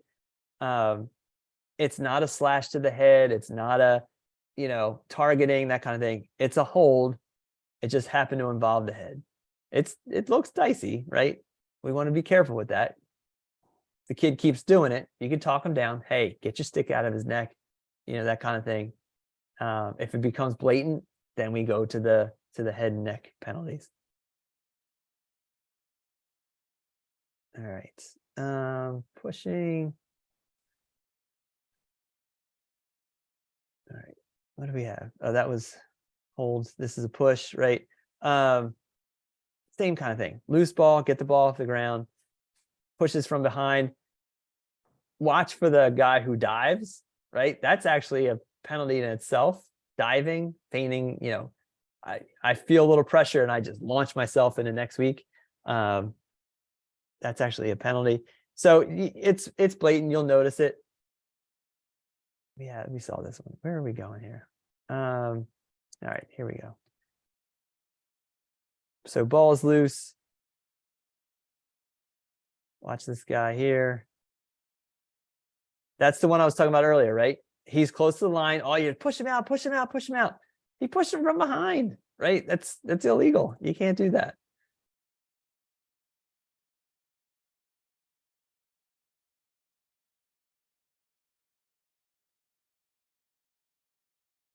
I don't know why it's not playing out. Sorry about that. We'll move on. Interference, right? This is hampering a person's progress across the field, down the field, across the field, whatever. You can't interfere. This can come into play on face-offs, on the wing guys, right? If the guy is purposely getting in front of him and slowing down and preventing him from getting into the middle, that's interference. We can see that a lot. More than 5 yards away, it's a turnover or flag down. You get that. Let's see what we got here.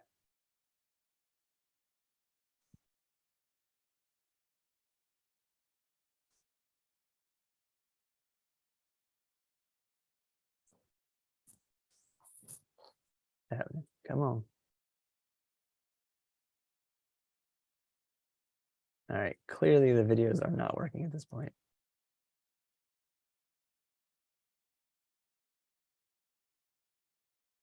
You see it in the middle there?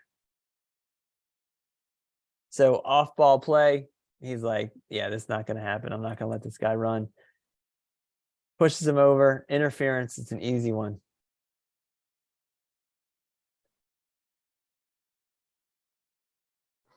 And he's going to talk some trash after.